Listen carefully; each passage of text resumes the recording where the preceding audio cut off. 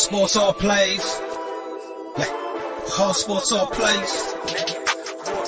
All sports all plays. 365, we making up plays. You talking the game, get you to the days. We're high in the court, the dime in the lane. Variety topics, living the same. All presentation, sports information. Hitting the airways, taking the nation. All sport, all plays, like working your faces. Grace at the field, so tie the laces. All sports, all plays.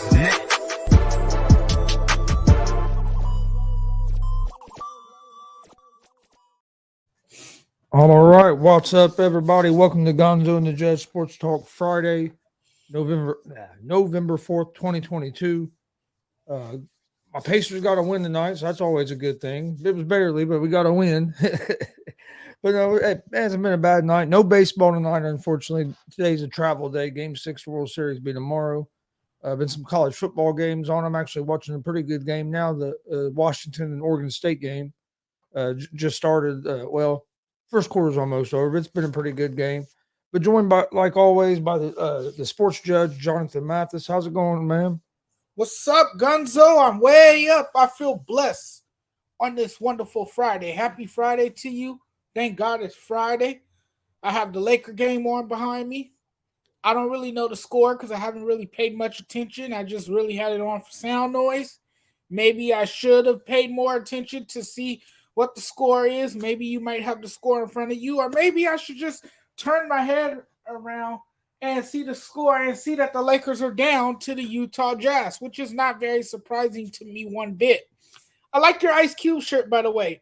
That is stylish. That is very cool right there. I like that. Yeah. Oh, yeah. Always got to rep Ice Cube when I can. Oh, you know, I always got to rep a graphic tee. That's how I am. I don't listen to them like the new rap. So if I listen to rap, it's like Ice Cube, Tupac. It's all the like 90s, early 2000s guys. Oh, I have to agree with you 100%. This hip hop today is trash. It's garbage. And the new stuff isn't for me. Yeah, I don't know what these youngsters are listening to today. I mean, these guys can spit lyrics, but some of the music is just way out there. You know, a lot of it don't make sense. A lot of it has no meaning to it, has no substance. It's hip hop is not the same anymore, and you know it's more telling as the day goes that it won't ever be the same. You know, it's a new generation of hip hop. It's not just hip hop either. It's I mean, look, once all these older rock and roll bands pass away, there's no rock and roll like there was back in the 80s and 90s and 70s. Right. And the same applies to hip hop after Biggie and Tupac left. You know, I think hip hop will be a lot different today if those guys were still alive. No, I agree. But no, man, we have been having a lot going on in the sports world. World Series, let's start with that. Been a great, awesome World Series to watch. That game, if you weren't excited watching that game last night, I don't know. There has to be something wrong with that game. Was a real tight game, ended up being a 3-2 game. Phillies had plenty of the chances to win that game, just couldn't. I think, if I remember correctly, they stranded 12 runners on base last night. Just couldn't get that hit with runners in scoring positions that they needed. Got a couple good hit hard balls, and one got cut off the wall there in the 8th or 9th inning, which I think saved the game for the Astros. And then Mancini made a real nice play at first base on the ball hit by, I believe, Schwarber. Either Schwarber or Harper hit one real sharp down first baseline, and Mancini made a good play on that. Or that one would have scored at least one run, maybe two. So Phillies had plenty of chances to get runs in, couldn't cash in on it. So you got to tip your hat to the Astros relievers on that. But it's been a good World Series so far. We'll see if maybe tomorrow the Phillies can force a Game 7. I think they're going to. I don't see them losing 3 games in a row. So I look for them to at least force a Game 7. But what are your thoughts on the World Series so far, Judge? Yeah, I have a hard time seeing the Phillies lose 3 games in a row. They hadn't lost 2 games in a row. That was the first time they lost 2 games in a row in this entire postseason. I mean, that's how good they've been. And, you know, they're a team with their backs against the wall. They're known to respond, you know, and I think they will force a game 7. I'll be very surprised if they don't force a game 7. I think they know what's at stake here. They know how vital this game will be tomorrow night. And I think they will respond with a great deal of urgency. I think the Phillies bats will come to life again in Houston. Now, it's going to be tough. It's going to be tough in Houston because if this Phillies team want to win a World Series and they want it bad enough, they have to win one in Houston. That's a must because they're going to have to win 2 in Houston. Yeah, they got to win. That's what I'm saying. They got to win 2 in Houston. And it's not easy to win in Houston. It's not easy to win in Minute Maid Park. But I think the Phillies can. The Phillies have the bats. Bryce Harper, he's going to have to, square the ball up and don't focus on knocking it out of the park. Just, slap it into right field, left field. Get on base. But that's one of the problems is because with what you said there, that they need to just get base hits. That's not how the Phillies have scored the runs all year. Right. And we saw that they live and die. They live and die by the long ball. Right. And last 2 games they haven't been able to get enough of them. But it's been a winning formula for them, right? They hit 5 home runs. They hit a historic 5 home runs. No. I'm saying the last couple games they haven't been able to hit them at that pace. Yeah, so they're gonna need towering shot from Bryce Harper. They're gonna need the big thing here though. The big thing here though, Chris, is that they're gonna need Kyle Schwarber to set the tone. Well, no, the main thing is they're going to need Wheeler to pitch a good game. Wheeler has to pitch a good, solid 5-6 innings for him. Can he? I think he can. I mean, he's pitched good all playoffs. He struggled a little bit his first game of the World Series, but I don't expect him to struggle like that again. I think he can put together or has the ability to pitch a good game. Real quick, hey, Greg, how's it going? Happy Friday to you Greg? as well. Happy Friday, and what's up, Andre? This is the first time all season the Phillies have been down in a series. Oh yeah, we'll definitely talk about the Falcons and the Chargers this week. Chargers are missing a lot of weapons on the offensive side of the ball heading in this week's game. But no, yeah, I guess I'm hoping they force a game 7, kind of selfishly because I'm not ready for baseball to be over yet. Too. But here's the thing, too, Chris. The momentum has shifted in this series, and now it's in the Astros' favor. So the pressure is now on the shoulders of the Phillies. Yeah. I mean, to a point, just because I know, like the Phillies they've already overexceeded expectations for like the outside world, but especially to the Phillies, you have to win this game. I mean, it's a winner go home game. So I mean, the pressure is definitely on the Phillies here because the Astros, if they get beat, they have another game they can play to try to win. Phillies don't have that luxury at this point in the series. That's why last night's game was so big, because whoever won last night's game had an advantage. I mean, because even if the Phillies won last night, yes, you're going back to Houston, but you're going back to Houston where all you have to do is split. You don't have to win both. So that to me that'd put a little more pressure on the Astros because they would win both games. Now all the Astros have to do is split. It definitely has switched. Pitching's going to have to show up, and then their bats are going to have to be able to put some runs on the board. And I think they need to get them early. I think they need to get some in maybe the first 3 innings or so, and then to try to put some pressure on Houston. Can't fall behind and try to come back. But don't think it's in the back of the minds of Alex Bregman and Yordan Alvarez and Jose Altuve, because remember, this is a Houston team that blew a similar advantage at Minute Maid Park against Washington in 2019 when they had a 3-2 lead, and the improbable Nationals finished them off by taking 2 games on the road. So, I mean, a series is never over till it's over, and the Phillies have been riding that red wave of momentum, and they have been on this magical run that's been amazing. That's had everybody talking about how great of a team this Phillies team is, turning it on at the right time. You know, a team that had a drastic turnaround to get to this point, and they've, you know, responded each time. So, I mean, the series is never over till it's over. We'll see what happens. We Greg will said, find out. Yeah, Greg says the Astro players that were on that team that lost the 3-2 lead to the Nationals, we'll see if they learned from that experience. Mm-hmm. Oh no, it's going to be interesting. I'm ready to watch it tomorrow night. Let's talk a little college football real quick. College football playoffs came out with the first top 4 of the for the college football playoff rankings of the season. They have Clemson at number 4 in the top 4. That's been the one that seems like most people have kind of been critical of out of the top 4 that they have, of Georgia, Tennessee, Ohio State, and Clemson. Do you think Clemson belongs in the top 4? No, I don't think Clemson belongs in the top 4. I think Michigan. What's going on, Mike Hughes? Well, no, I don't think Clemson belongs in the top 4 at all.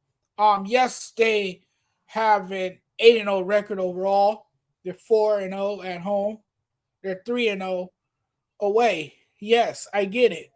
But if they were to meet a tougher opponent in the playoffs, they'll probably get slaughtered. They'll probably get slaughtered easily. No, I agree. It's a done deal for them. It's a wrap. No, I agree 100%. Clemson shouldn't be in top 4. Michigan should have been in top 4 over Clemson. Yes, I wouldn't even have Clemson at 5. Honestly, I know some people ain't gonna agree with me. I'd have TCU at 5 before I have Clemson at 5. I don't even think I would have Ohio State as high as they have Ohio State. I'd definitely have Ohio State in the top 4. I don't know. They played a lot of cupcakes.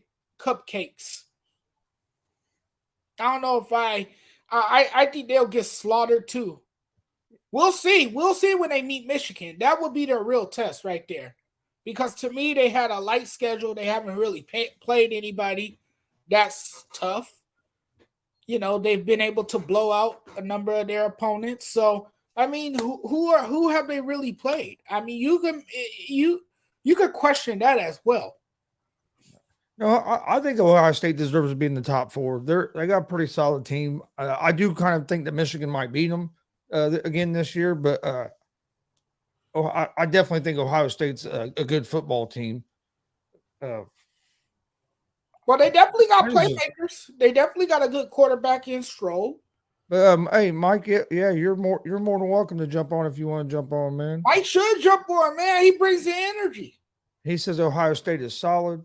That energy is contagious, Mike. Mike, you give me a lot of energy, man. You give me a lot of passion. Step on. Come on. We're waiting. Yeah, he said Ohio State's solid. I agree with him there. I mean, they're good. I'm not saying they're not good. I just don't know if they deserve to be in the spot that they're in. But we'll see more. We'll learn more about Ohio State when they play Michigan. I'm looking forward to that game. Do you guys see Oregon or USC making the top 4 if they win the Pac-12? No, I really don't. The Pac-12 doesn't get love like the SEC or like the Big Ten, you know, or even in this case, the ACC with Clemson being a top 4 school, which has blown people's mind. But no, I don't see Oregon or USC. Oregon or USC will get a Rose Bowl game most likely if that's not a playoff game this year. I don't know if the Rose Bowl is one of the playoff sites this year. I'm not too sure, but it's been a tradition for many years that the Pac-12 teams versus the Big Ten teams play at the Rose Bowl. Yeah. I don't see a Pac-12 team either one of them making it. No. I can see a scenario where the committee will put 3 SEC teams in because if Of depending course. on how everything falls out, I could see Georgia, Alabama, and Tennessee all making it. Which I don't. Hopefully, we don't get 3 teams from one conference, but I can see a scenario where the college football playoff committee would do that. I think one of them teams is going to get eliminated because Georgia and Tennessee play this week. Then you still have the SEC championship game where the winner of Georgia and Tennessee will have to play Alabama, probably because they're in that other division. Oh, the SEC is the powerhouse of college football. It's the money. It's a money-making conference for college football, and Georgia, and Tennessee, and Ohio State.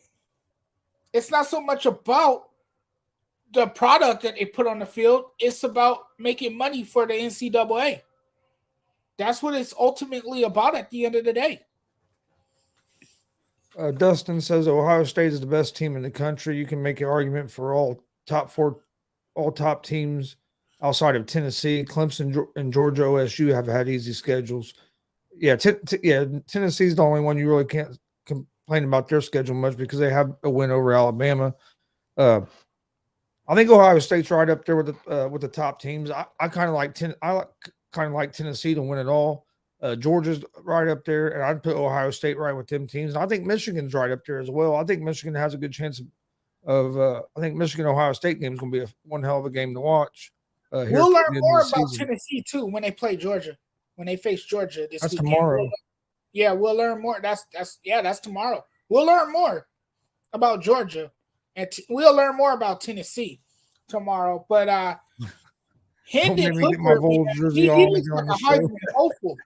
He's a Heisman hopeful to me, Hendon Hooker, man. Yeah. Hendon Hooker is an absolute stud. Damian, Tennessee hasn't played anybody good at all. I don't see how they're in the playoffs. What? No. But Hendon Hooker, man, he has shown flashes of maturity. They beat Alabama, so you can't say they haven't beat nobody. That's ridiculous. That's a ridiculous statement right there. Tennessee has beaten Alabama. Tennessee went on the road and beat LSU. To me, those are 2 big wins right there. That solidifies their case to be a top 4 school. Oh, they should be in the top 4. Absolutely. John, I agree with what John's saying here about the only way Oregon make it is if Clemson loses to North Carolina in the ACC championship game. Bama would have to lose one more, and then Texas would have to upset TCU. So I think undefeated TCU gets in before Oregon. Yeah, Oregon will need a lot of help. I agree with John. Greg, you're right. If LSU beats Bama tomorrow, Bama's playoffs hopes are done. They got to beat LSU tomorrow and then win in the. And I think they have to win the SEC conference championship game to get in the playoffs. Since they already have that one loss to Tennessee. I've lost all hope in Alabama. Alabama is not the same team anymore. They're not a powerhouse anymore, and nobody is afraid of them. Nobody's afraid of Nick Saban's squad anymore.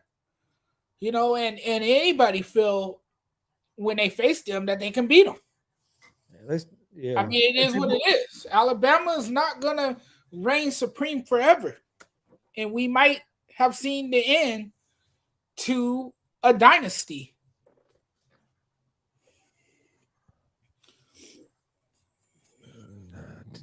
Damon said Tennessee played Alabama team that was already beaten up with injuries. That's not a big win. Tennessee has bigger wins than what some of the other teams in the Final Four. So I don't know how you can just pick out Tennessee like that they should be the one out of the top 4 when Ohio State doesn't have a. Who's Ohio State's big win, Damien? Right. Who's Georgia's big win this season? Some Ohio State fan told me Toledo was their biggest win. Oh, they obviously don't watch football. I mean, right. Yeah. If you think Toledo was a big win for Ohio State, you obviously do not follow college football very well at all. Don't follow it that much to say to make a statement like that. are you just that damn oblivious? Toledo, they're a damn MAC school. Right. But that was apparently a big win for the school.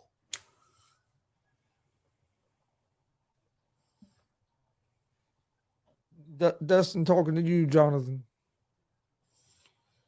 They ain't no powerhouse. They're still, I think you still have to consider them a powerhouse. They're still in the top 6. I know what y'all saying, but to me, they ain't no powerhouse. Hold on 1 second. I'll say this: they're not. No. Hold on they're 1 not second. the same powerhouse. Hold team. on 1 second. How about that? Hold on 1 second. Then you can go answer Dustin's question. Damien, if you're telling me that Ohio State win over Michigan State is a bigger win than Tennessee over Alabama, what sport are you watching, dude? Alabama, a win over Alabama is a lot better win than over Michigan State. A lot better. Ohio State beat Michigan State. They were supposed to beat Michigan State, right? Yeah, that's what they were supposed to. Now you can go back. Now you go back to your spill that Oklahoma is or Alabama isn't a powerhouse. I couldn't believe that he said Michigan State's a bigger win. Maybe I should rephrase it by saying that they're not the same powerhouse school. They're not as big of a threat as they were, in previous seasons. There's other teams now out there that can make it more challenging for them, make it much more difficult for them. There's teams out there that's gotten better. They have recruited some of the nation's best talent. They have, risen to the occasion, and they finally have, climbed the mountain a bit to join a school like Alabama. So Alabama is not alone at the mountaintop anymore. There's other teams that have finally. Yeah, but just because you're not alone at the mountaintop doesn't mean you're not a powerhouse anymore. Because Alabama is still one of the top teams in the country. And fair enough. But they haven't convinced me that they can beat Tennessee or Georgia. They haven't convinced me that they can win a national title this year. And I know they got talent on their team. And I know they've been banged up with injuries. I know Nick Saban is the king of college football coaches. And I do love their quarterback. I love Bryce Young. Bryce Young, man, he's an absolute stud. The kid can play. He can play. He can make the right throws down the field. He has shown flashes of maturity. He has shown brilliance at the quarterback position. He has made the plays. He has had some unforgivable moments at Alabama. Won a Heisman Trophy. But I'm sorry, it is not their year. It is somebody else. I'm not saying it's their year, but just because it's not their year don't mean they're not a powerhouse no more. But it's clearly looking like Tennessee is the best team this year in the SEC. And the other thing is, I don't see it as much as Alabama falling off as much as I see it as the SEC's gotten better. You're getting Tennessee's better now. Georgia's better now. So you have more teams in that conference that are better now. So that's why you might think Alabama's fell off, but really I don't think they've fallen off. I just think the conference has gotten deeper. Yeah, so now it's more competitive, and they're facing stiffer competition because schools have gotten better. Yes, absolutely. Ohio State hasn't played anybody. Thank you, Greg. They have not played anybody. It's been a bunch of cupcakes, man. No, but and then they need to go to the dentist to have they need to visit the dentist to have Alabama's in the same conference as Tennessee. They mean Alabama's in the same conference as Tennessee with all them cupcakes. Alabama was favored over Tennessee, but you're going to try to tell me Ohio State win against Michigan State is a bigger win, man? I don't understand that. Hey, that's ridiculous. That's utterly ridiculous. That's just been silly. That's just been silly to even make a statement like that. And Greg says, I see Dustin's point. Bama is going through the same thing that UConn women's basketball team has gone through the past 5 years. When your competition gets better, it makes keeping your dynasty going that much harder. Once you start getting more depth in that conference where you can't just roll through it, it makes it a lot harder to stay there at the top. Yeah. Let's talk a little bit of NBA real quick before we jump into our NFL picks for all the games that we do every Friday. Do you think Kyrie Irving has played his last game in a Brooklyn Nets uniform? He could have. We could have seen the last of Kyrie Irving. I think the Nets have grown frustrated and tired of him, especially after his recent comments about the Jewish and him sharing a link to And the Lakers a going to take video another L tonight. after him posting a link to a video that spews misinformed and misguided nonsense about the Jewish culture. I mean, come on now. I don't think it's just that though. I think it's a combination of things. It's a buildup of things, right? Is why I think he might be done in Brooklyn. Right. He might still play. I'm not going to say he's played his last game, because if they can't find nobody to take him, I can see him maybe playing the rest this year, and then they're going to cut ties. Well, but I wouldn't be surprised if after the 5-game suspension, though. Huh? They could release him after the 5-game suspension. Okay. Well, it's not just a 5-game. It's a minimum of 5 games. So they haven't really said exactly what the right. It could be 5. It could be more. Indefinite right now. It's indefinite right now, as far as we know. But the owner, he wasn't too happy. No, I think the owner's fed up. The owner is fed up because he called Kyrie Irving out publicly, and that right there tells you all you need to know about where the manager stands with Kyrie Irving and how he's feeling about Kyrie Irving. This is a man who missed a number of games last season, clearly because of his status regarding the vaccine, which kept him out of action. Also, this is a man who, when something happens in the country, when a police brutality or something crazy happens in the country, he wants to take time away from basketball. All of a sudden, he wants to go on a hiatus, step away from the game just to protest. But not realizing that he has an occupation, which is to play basketball. Dude, you signed a contract. Your job is to suit up and play a game of basketball. And what he has shown me and other people around the league is that he's not fully committed. But I have a question for you, Chris. How do we not know if he's doing this stuff just to get to where he really wants to go? And we've been hearing that his preferred destination is the Lakers. How do we not know? Yeah, but I don't think the Lakers I don't think the Lakers could afford him. But how did we not know this man has stooped to the level of stupidity just to try to gain some power to get his way and to get out of Brooklyn?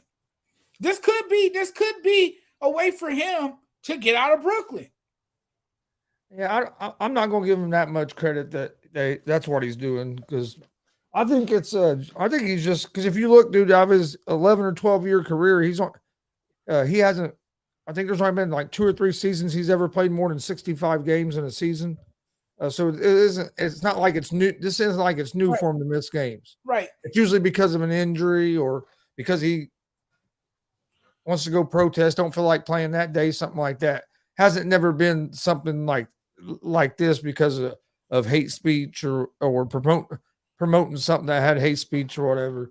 Yeah, that's exactly what he did. He promoted something with hate speech, and now he's paying the consequences for it. And there was breaking news tonight that Nike suspends the deal. Yeah, they suspended his deal, and right now they've shut down production of his new shoe that was supposed to be coming out. Right. So he got canceled completely. Because of his remarks and because of something that he did that was. But Nike didn't say they were just going to like they were leaving them for good. They said they're suspending it. They're suspending the relationship, so that could end up coming back. Maybe if he's gets things going back the right direction. I just don't know if the Nets do want to get rid of him. I don't know if there's going to be a lot of teams that are going to be jumping at the door to bring him in. Yes, No. he's a talented basketball player, but he don't seem to fit in with teams. Ever since he's left LeBron, he really, I mean, a lot of times it looks like the team plays better when he's not on the floor. When he was at the Celtics, I'm not going to say the Celtics were a better team without him, because I think if he could have been on the team and fit in, that he'd have made them better because of how good of a player he was. But it was something about if that team had better chemistry when he wasn't on the floor. Yeah, and now people have painted this narrative about him, and but he bought it all on himself. And sometimes it's best. Yeah, I agree with Greg. He actually took the words out of my mouth. Sometimes it's best to keep your opinions to yourself and keep your mouth shut. Sometimes things are better off left unsaid, and Kyrie Irving feels that he can say whatever he wants to say, which he can. But with our words comes consequences. And I think one got in trouble. Now he's paying for it. I think what got him in more trouble this time with this, what happened with what's got him in the most trouble, I think, with the Nets owner, is that he posted it, and then when they said something to him about it, or when the media said something to him, he basically doubled down on it and didn't apologize. And I think that's, and I'll be honest with you, I don't think the Nets. So I don't know if the Nets would have suspended him because the Nets kind of, I think they were waiting to see if it was just going to kind of go away.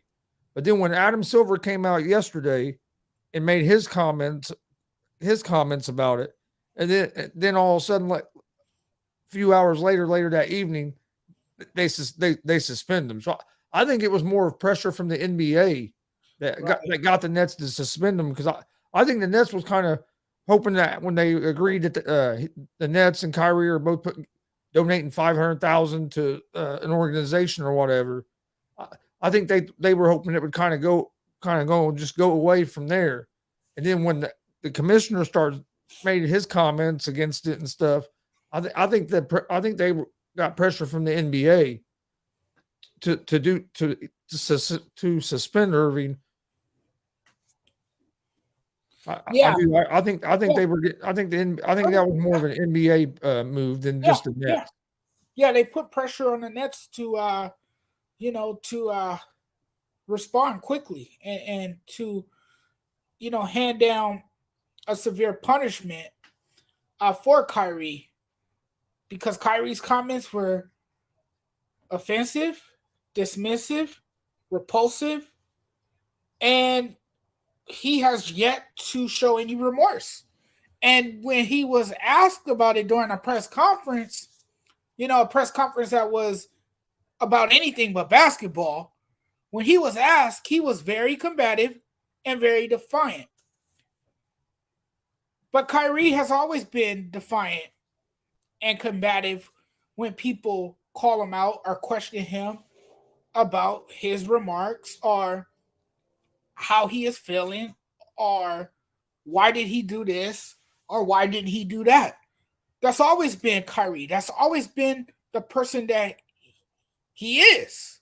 That's just who he is. And I understand that if this guy wants to take a break from basketball, okay, go for it. If you want to commit to being an activist full time, and you want to, join hands with a community and preach about police brutality and march the streets, that's fine. You can do that. But you still have to, honor your contract as an NBA player if you're under contract with a team. You can't decide one day you want to play basketball and then the next day you say, okay, I'm not going to show up. No, it doesn't work like that. They need a guy that's going to be committed to the team. And Kyrie has shown countless times that he's not fully committed to playing basketball. And then, worse, he creates distractions for the franchise. He has clearly become a cancer in the locker room because of his comments or because of what he says. And at some point, it gets old. It gets old, and then people get fed up, and they say, you know what? Enough is enough. Enough is enough.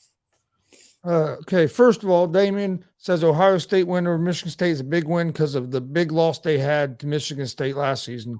Okay, but Alabama's not a big win for Tennessee when Alabama was in the national championship game last season. So that don't make a whole lot.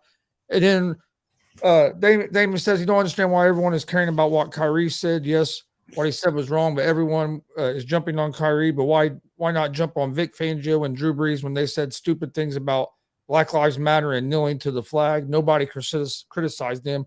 Hey, I jumped on Drew Brees. No matter what, you spelled Drew Brees wrong. Damien, Drew Brees got crucified when he mentioned something about not kneeling for the flag by everybody. So you must not have been watching NFL news. Drew Brees got crucified over that situation. He got roasted by mainstream media. That's all they talked about for 4 or 5 days. People were pouring on the Twitter to call him out, and he got crucified when it came to that. Yeah, he really got crucified. He heard it from me too. So that's a lie. He might not got suspended by the NFL, but he got criticized a lot. So you can't say nobody criticized him. He got criticized. Hey, there was even videos, right? There were even videos of people burning his jerseys. It was a bad scene for him. You ready to get to the NFL? Let's do it. Let's do it. Let me get it pulled up here.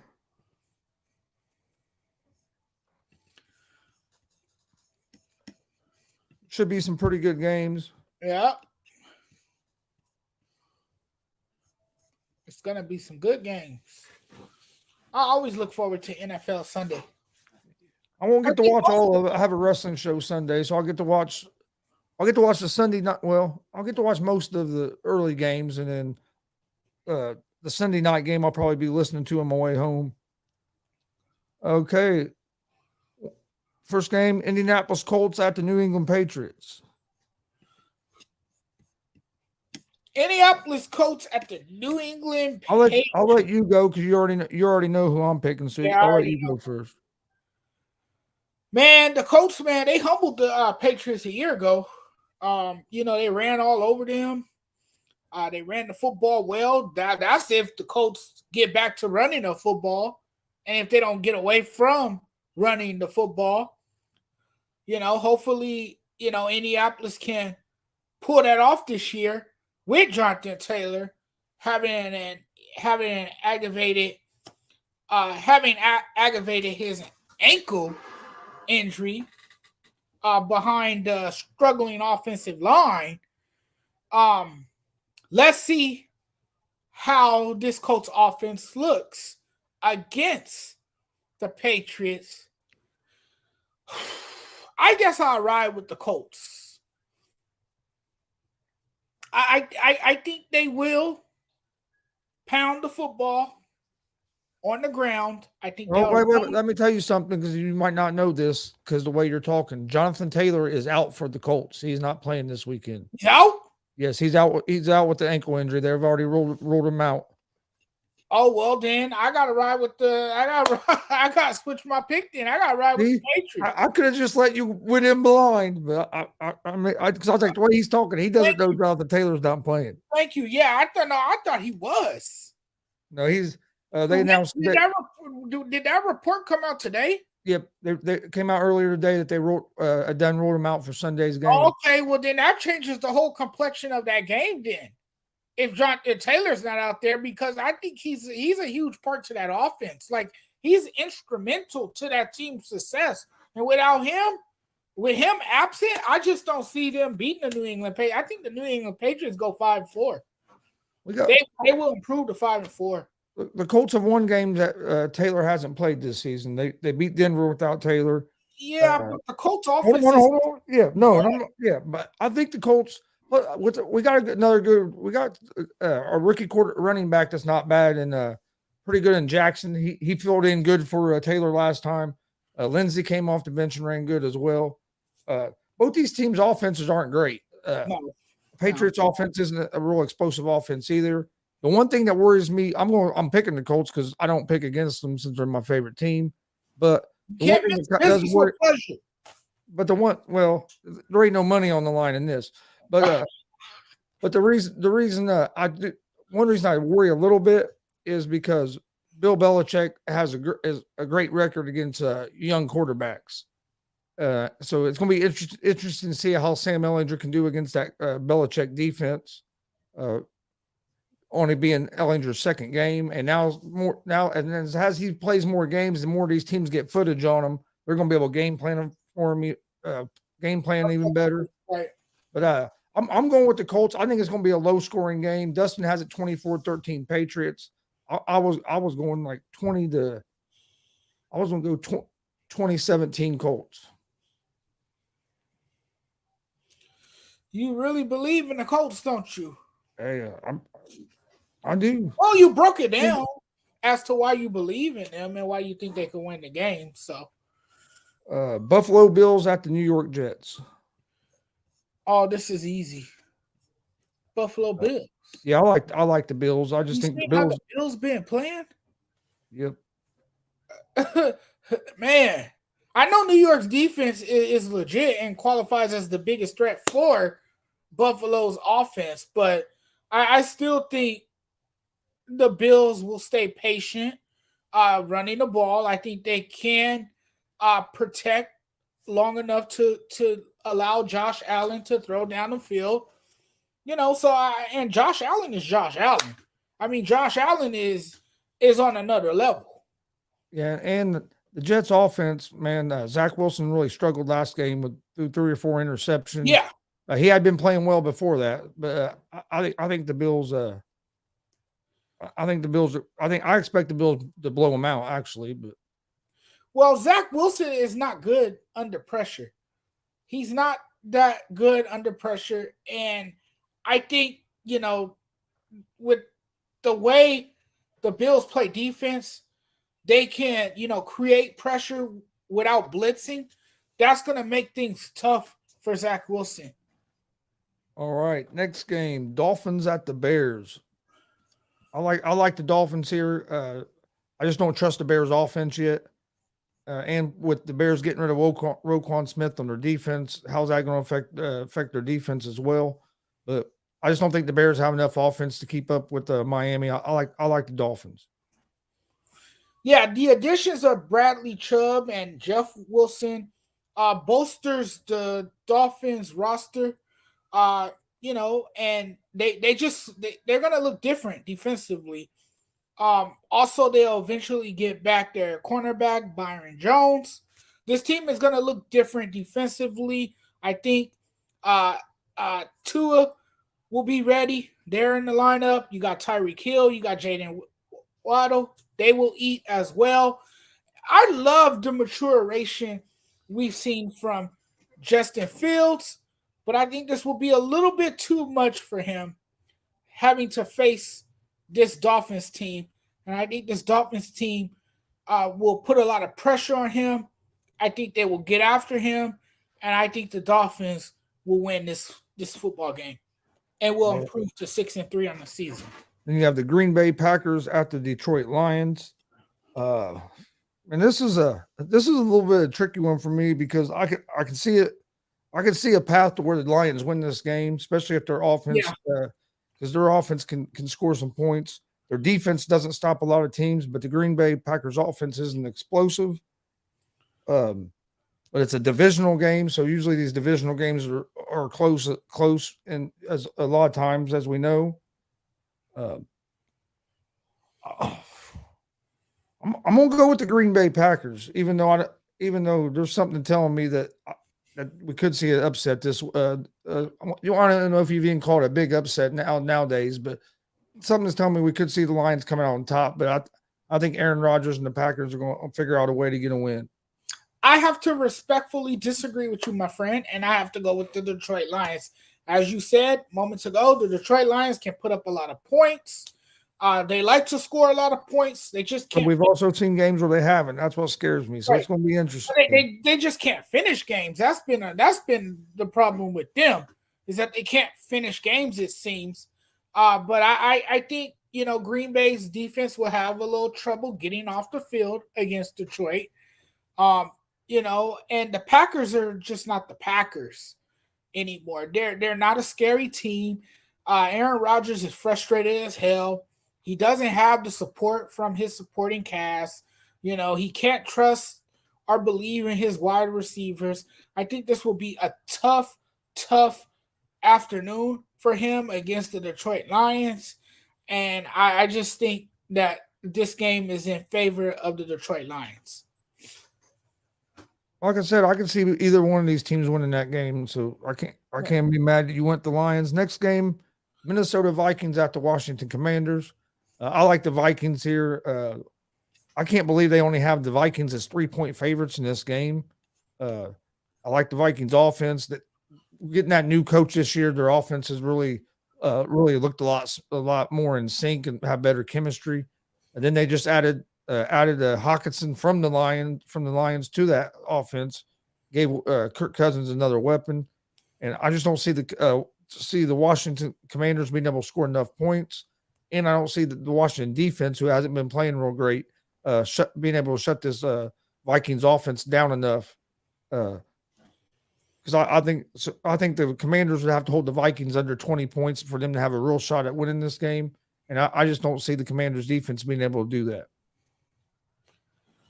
Yeah, I like Minnesota. I just think they have a lot more on offense. They have the playmakers. You have Justin Jefferson. You got a new tight end now. Kirk Cousins has so many weapons at his disposal. Now he gives his receivers a chance to make plays, but so does Taylor Heineke, who gives his team a real chance as well. It's great to see him starting at quarterback. If you're a Washington fan, you've seen what this guy is capable of doing. You've seen him lead the offense before, but I just think they don't have enough to beat Kirk Cousins and the Minnesota Vikings. I think the Minnesota Vikings win this game big against the Commanders. Next game is the Carolina Panthers at the Cincinnati Bengals. John says he thinks Panthers versus Bengals is going to be closer than people think. I'll let you go first on this one. Cincinnati Bengals have not had a great year. They don't have their top receiver, but they still deep in that receiving room. They're still deep. The Bengals are, of course, a heavy favorite against the Panthers. As we all know, the Panthers have went into a rebuild. I don't know. Since he is banged up, and it's just a different look for them. It's been a different look for them this year.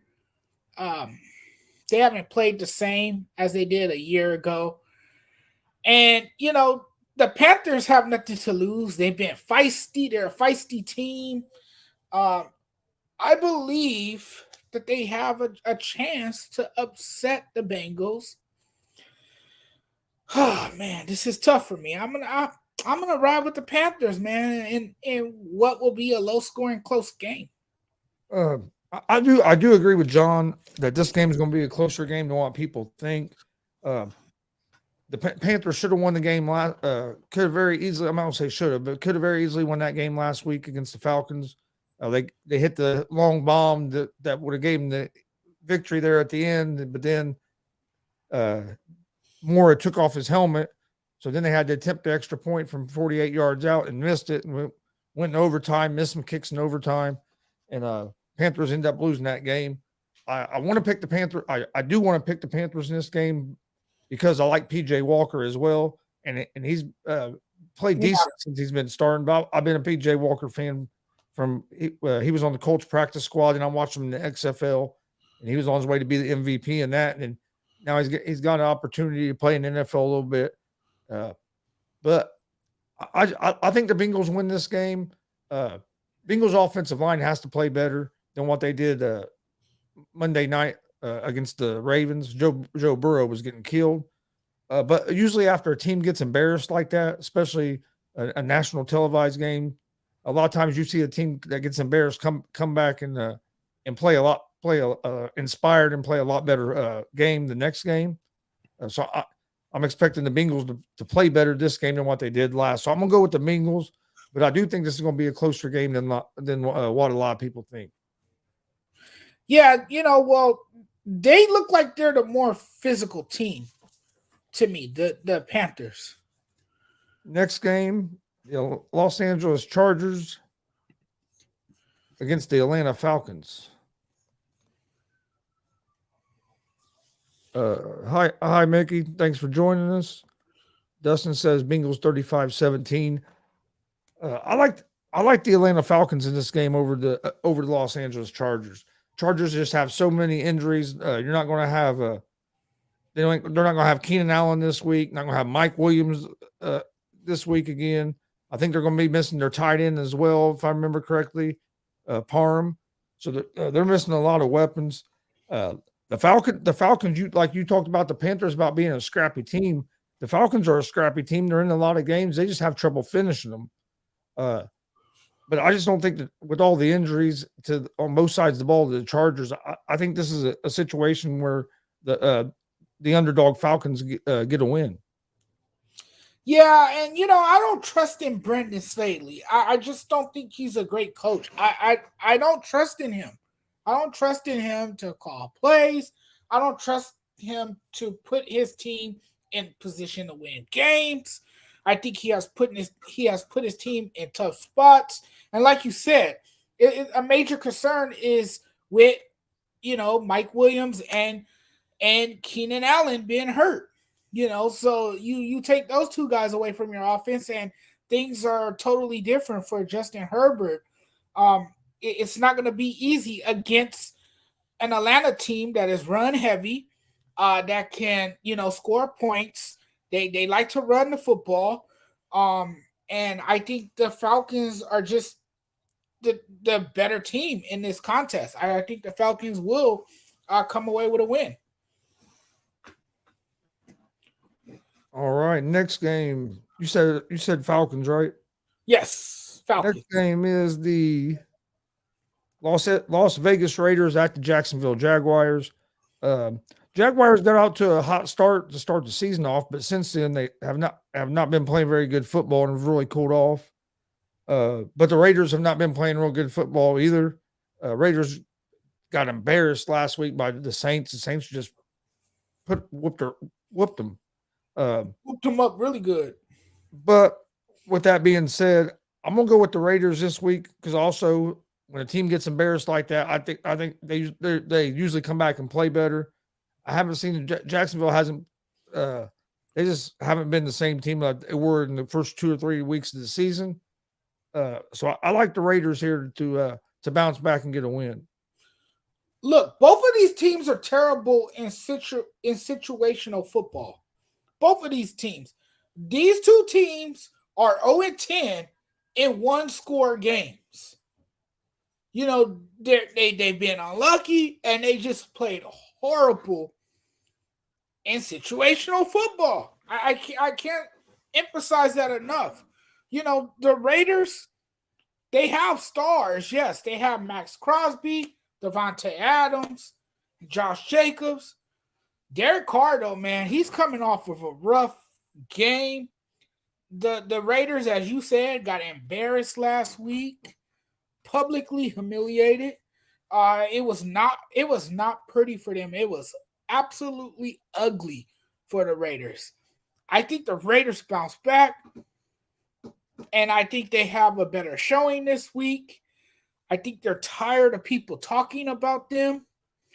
I think, they want to, clear some things up, and they want people to hear them this week. So I think I'm going to go with the Raiders. Then you have the Seattle Seahawks at the Arizona Cardinals. I'll let you go first on this one. So the Seattle Seahawks at the Arizona Cardinals, man. Oh, the Seahawks D, man.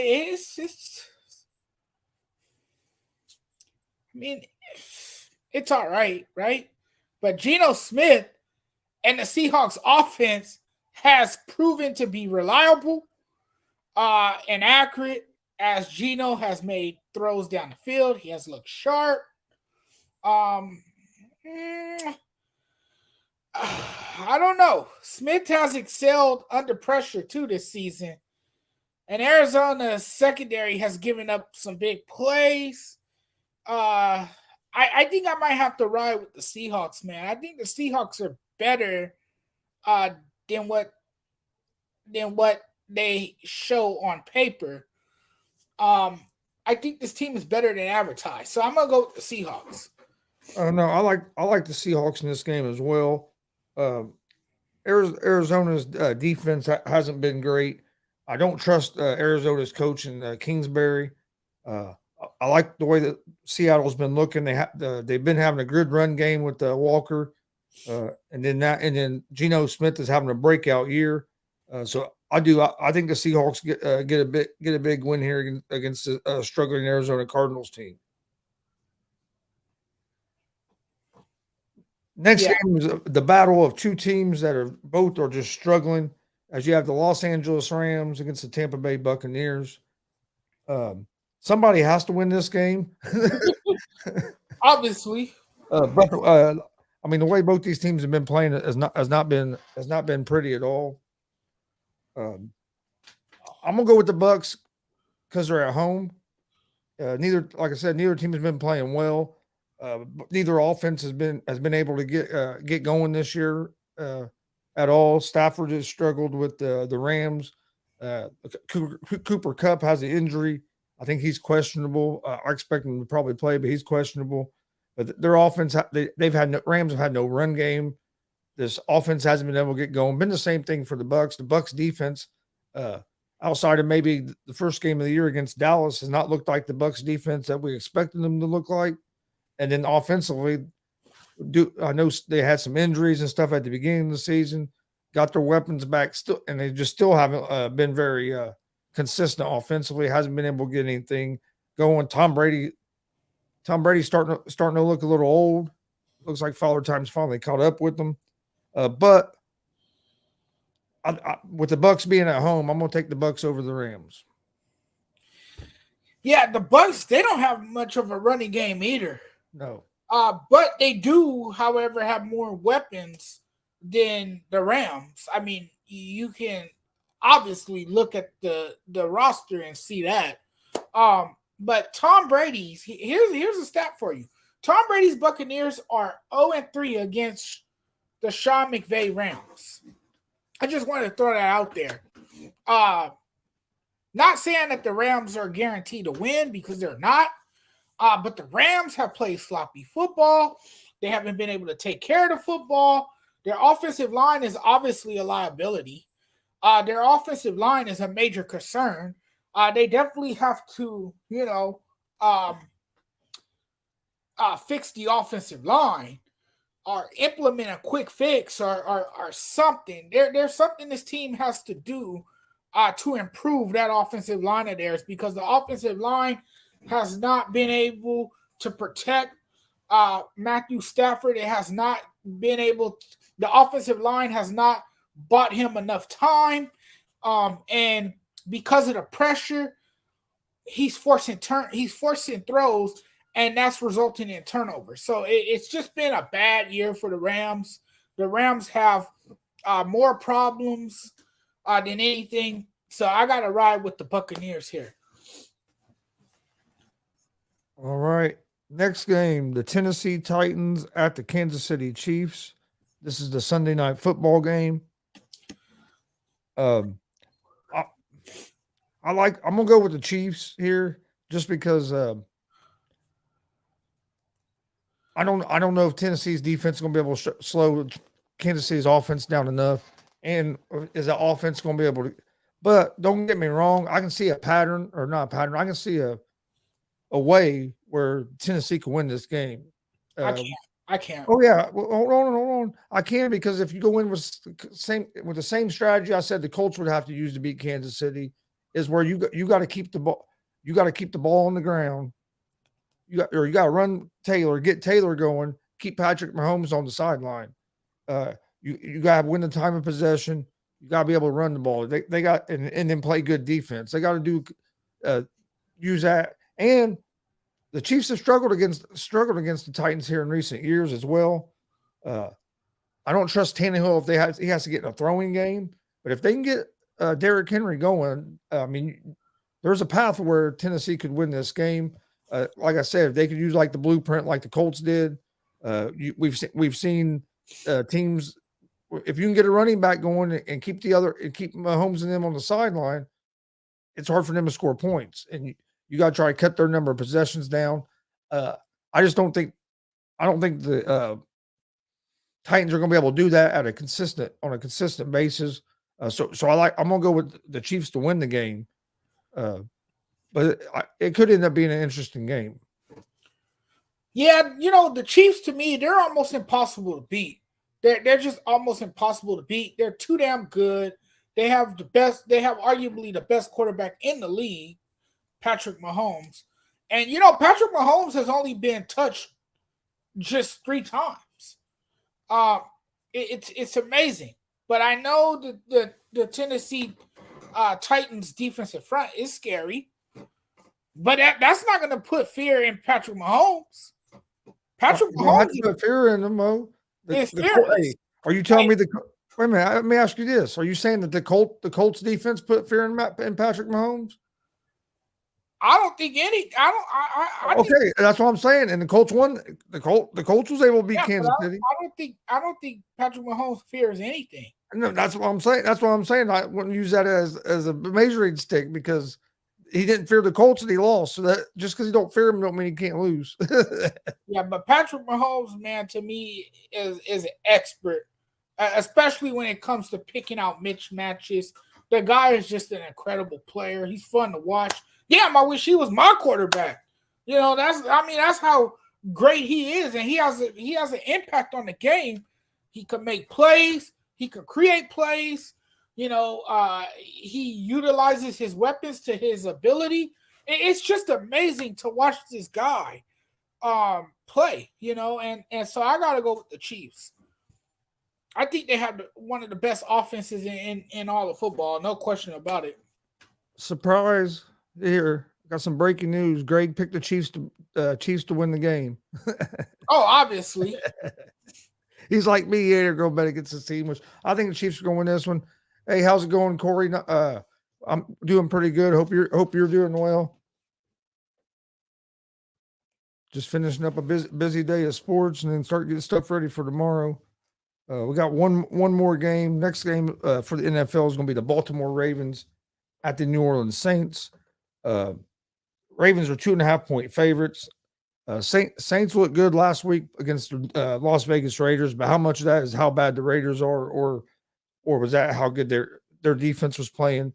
I like the Ravens in this game. I think getting Roquan Smith is going to help their defense out. It does suck that I'm not sure if Bateman's playing this week. I think he might be out again. So Lamar Jackson is a little thin on weapons on the outside. And Andrews was banged up last week. I know he tried to play, but he was banged up with the shoulder. But I like the Ravens here. I think the Ravens are going to be able to put up enough points against the Saints. So I'm going to go with the Baltimore Ravens to win on Monday Night Football. I like the Baltimore Ravens on Monday Night Football as well. Lamar Jackson is playing for a contract. He wants to secure that bag.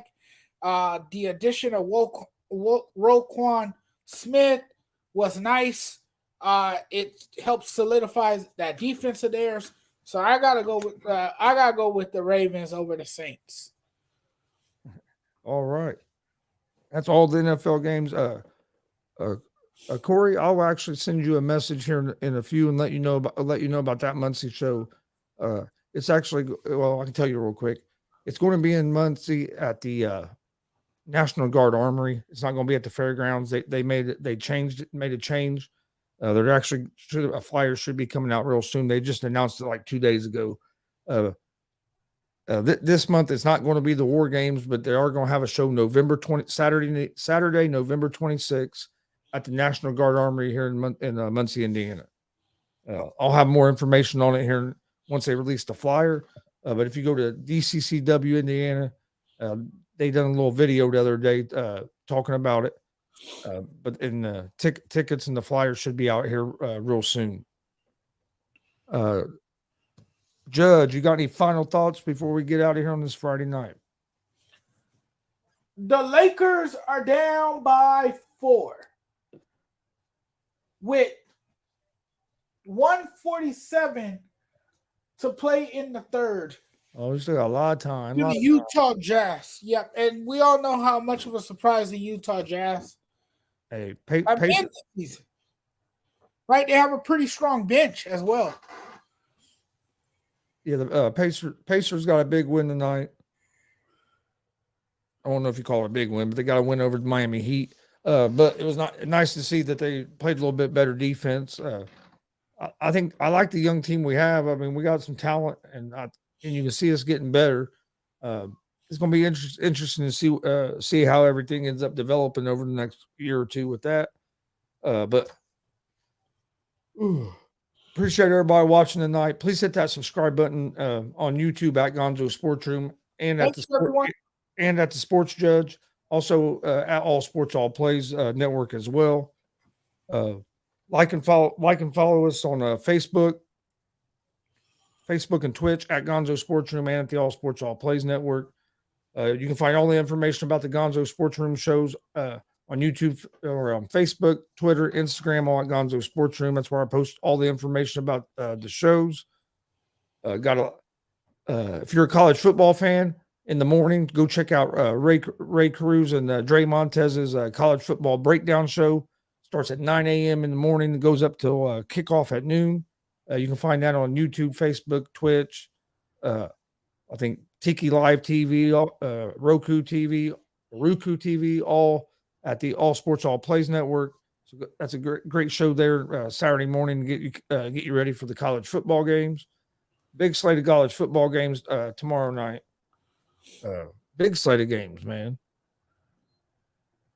Tomorrow morning and afternoon. Actually, basically just all day tomorrow. Yeah, that's a lot of great college football games tomorrow. A lot of college football games tomorrow. And then Sunday, of course, you got the NFL.